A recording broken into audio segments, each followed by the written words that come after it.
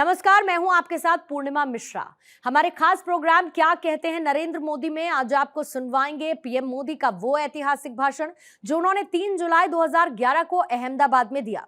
मोदी जी ने अपने भाषण में कहा कि मुझे ये देखकर पीड़ा होती है कि कांग्रेस ने किस तरीके से सरकार चलाई है, क्योंकि कांग्रेस के राज में न शिक्षा के क्षेत्र में, न हेल्थ के क्षेत्र में, न ही गरीबों के विकास के लिए कोई काम हुआ है।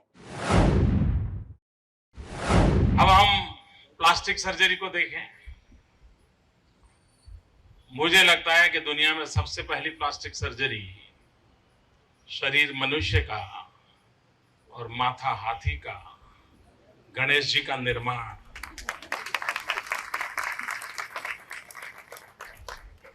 यानी कभी सोचते हैं ये कोई पेंटर का काम नहीं है, कुछ तो था, विज्ञान किसी न किसी रूप में उपलब्ध था और आज वो आधुनिक तौर तरीके के साथ हम लोगों के सामने आ रहा है, जहां पर हमारे पूर्वजों ने खगोल शास्त्र के संबंध में जो कुछ भी कहा था, उस समय उनके पास कौन से साधन थे, लेकिन चंद्र, सूर्य, उपग्रहों की दूरी जो उन्होंने उस समय बताई थी, वो आज भी विज्ञान उसको टैली कर रहा है। यानी कोई ऐसी व्यवस्थाएं रही होगी तो इन बिटवीन काल में सब हमारा नष्ट हो गया होगा। और इसलिए पुरानी सोच या पुराना शास्त्र आज लैब के अंदर सिद्ध हो रहा है। तो गुजरात सरकार ने एक इनिशिएटिव लिया है एक क्षेत्र में, और देश में ये पहली सरकार है जिसने इस विषय में सोचा है। लेकिन ये सोचने के पीछे कारण क्या है? Vibrant Gujarat global investor summit की खबर जो आप तक पहुंचाई जाती है जिन लोगों के माध्यम से, वो ये बताते हैं आपको इंडस्ट्री में इतना इन्वेस्टमेंट हो रहा है, ये इंडस्ट्री आ रही है, वो इंडस्ट्री आ रही है, लेकिन बहुत सी बातें ऐसी हैं जो आप तक पहुंच नहीं पाती है। अभी मैं भी जो बता रहा हूं कल अखबार में पढ़ने को मिलेगा इसकी गारंटी नहीं है, टीवी पर दिखाई देगा इसकी संभावना कम है। लेकिन ये vibrant Gujarat global investor summit में दो ऐसे क्षेत्र हैं कि जिसमें सबसे ज्यादा लोगों को आकर्षित करने का हम प्रयास करते हैं। एक है एजुकेशन, दूसरा है हेल्थ सेक्टर।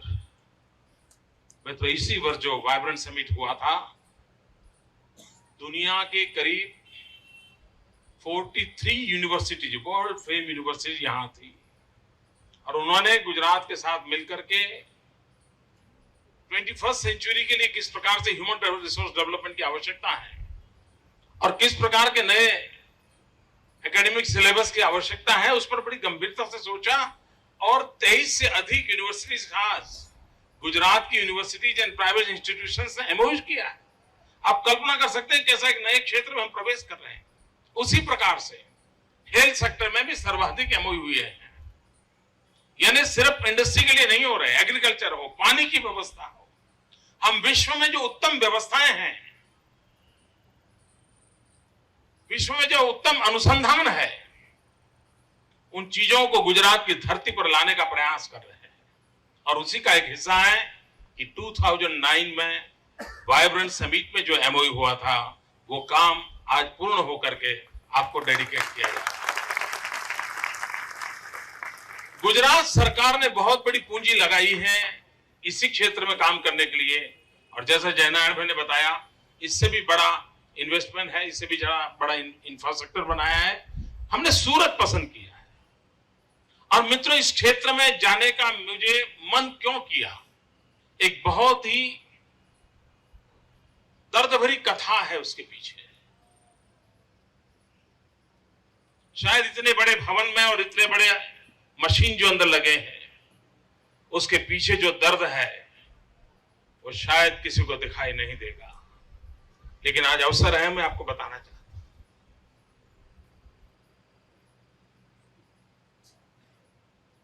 हम गुजरात के लोग हैं, हम 6 करोड़ नागरिक साथ रहते हैं, लेकिन हम में से बहुत कम लोगों को पता होगा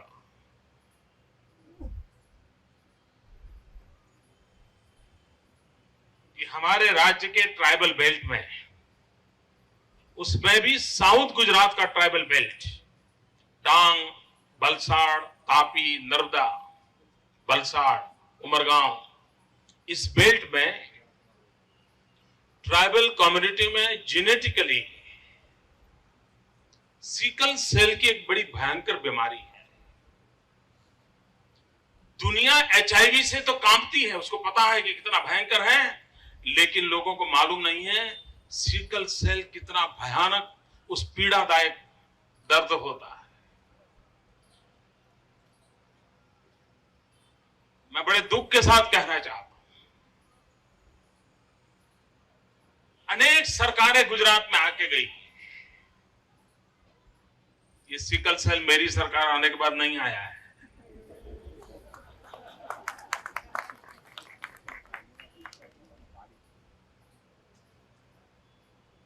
कैसे क्योर करना, कौन सी दवाई काम करेगी, उसमें अभी भी रिसर्च चल रहे हैं। लेकिन मित्रों, पुरानी किसी सरकार को पता तक नहीं था कि इस राज्य के अंदर इतने बड़े समूह को इस पीड़ा से अपनी जिंदगी गुजारनी पड़ती है। ये पहली सरकार है जिसने ये खोज के निकाला कि भाई हमारा ये समाज इस पीड़ा से कैसे दर्द से जी रहा है, और तब से मन में ठान कि हम आधुनिक से आधुनिक विज्ञान को लाएंगे, संशोधन करेंगे, सामाजिक क्रांति के लिए प्रयास करेंगे, और इन गरीब आदिवासियों को हमेशा हमेशा के लिए इस संकट से मुक्त करेंगे। हमने एक काम किया, एजुकेशन फील्ड में एक, ये ट्राइबल बेल्ट के जो सिकल सेल फैमिलीज हैं उनके बच्चों का मेडिकल टेस्ट पहले ही कर लेते हैं। लाखों बच्चों का रेगुलर उसका काम हम करते हैं, और बाद में जब वो बड़े हो जाते हैं उनको हम समझाते हैं कि आप भी अपने माँ बाप के कारण सिकल सेल के हेरिडिटरी आप पेशेंट हैं। भविष्य के लिए जरूरी है कि एक सिकल सेल का पेशेंट दूसरे नॉन सिकल सेल पेशेंट के साथ, व्यक्ति के साथ अगर शादी करता है तो हम इसको 50% डाउन कर सकते हैं। मित्रों, आज मेरी सरकार ये काम उस ट्राइबल बेल्ट में कर रही है कि आप इससे शादी करो, इससे ना करो। आपको होगा सरकार को ये भी करना पड़ता है, औरों को नहीं करना पड़ता था, हमें करना पड़ता है, क्योंकि हम इस दर्द से उन्हें मुक्ति दिलाना चाहते हैं। और दूसरा, एक जब मैंने जाना कि स्टेम सेल के माध्यम से इस समस्या का समाधान हो सकता है, और इसलिए अरबों खरबों रुपया सरकार की तिजोरी से खर्च करके सूरत में ये सेंटर हम खड़ा कर रहे हैं, ताकि मेरे उन ट्राइबल बच्चों को, आने वाली पीढ़ियों को इस भयानक पीड़ा से हम मुक्ति दिला सके। और उस अर्थ में गुजरात में स्टेम सेल इस क्षेत्र का विकास ज्यादा जितना होगा, मुझे विश्वास है कि हम बहुत अच्छी सेवा कर पाएंगे। मित्रों, हेल्थ सेक्टर में जिस प्रकार से रिसर्च हो रहे हैं, जिस प्रकार से टेक्नोलॉजी ने अपनी जगह बना ली है, और जैसे जैसे ये सुविधाएं बढ़ती हैं, तो नागरिक भी अब सुरक्षा को महसूस करता है तो बेपरवाह बन जाता है। अगर कार में एक्सीडेंट प्रोटेक्शन के लिए एयरबैग की व्यवस्था है तो ड्राइवर को मन करता है कैसे भी चला लो, कोई बात नहीं, एयरबैग है, बच जाएंगे। ये जो टेम्परामेंट धीरे धीरे बन रहा है वो बड़ा चिंता का विषय है। आरोग्य की सुविधाएं कितनी ही क्यों न बढ़े, लेकिन भगवान हमें उस सुविधाओं को लाभ लेने के लिए मजबूर न करें, ये देखना हम लोगों का दायित्व बनता है, एक नागरिक के नाते हमारा दायित्व है। और हम ईश्वर से प्रार्थना करते हैं कि हमारा खुद को संभालने का जो स्वभाव सदियों से हमें विरासत में मिला है, उसको हम ध्यान दें।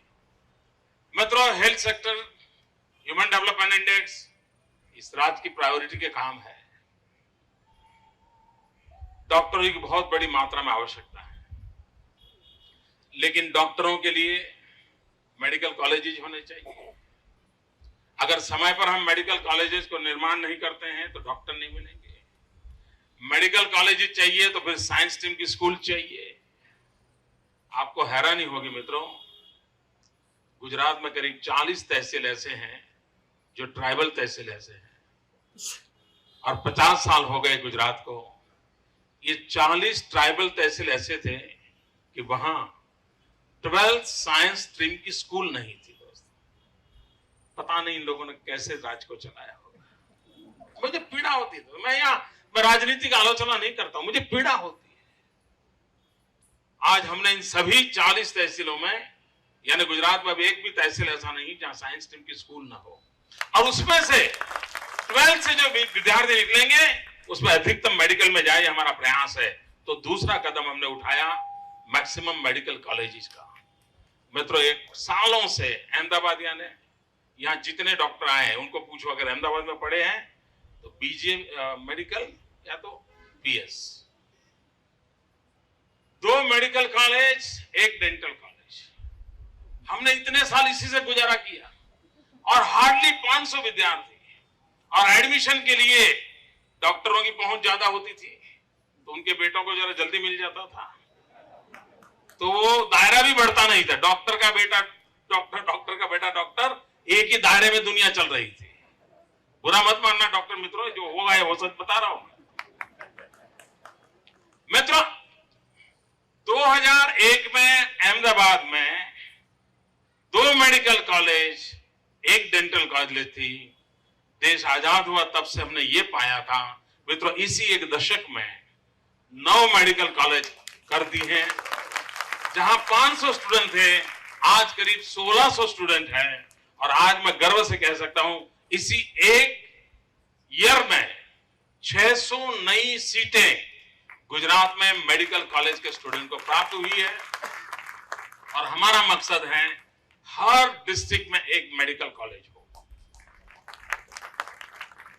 सिविल अस्पताल का इतना बड़ा कैंपस, एक ही मेडिकल कॉलेज थी अब तक।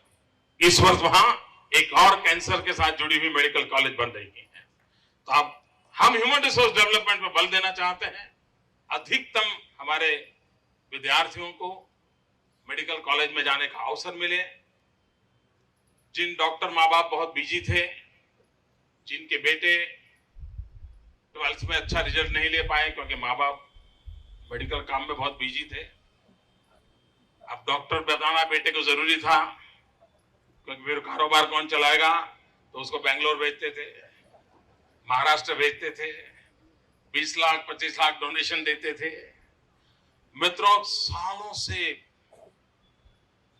बिलियंस ऑफ बिलियन रुपीस और राज्यों में डोनेशन में चले गए। वो डोनेशन के पैसों से अगर हम चाहते ना, तो आज गुजरात में सब डिस्ट्रिक्ट में 2-2 कॉलेज होते, लेकिन किसी ने ध्यान नहीं दिया। अब वो दिन गए, हम स्थिति बदल रहे हैं, और मुझे विश्वास है कि हम हेल्थ सेक्टर को बहुत ही ताकतवर बनाएंगे, बहुत ही शक्तिशाली।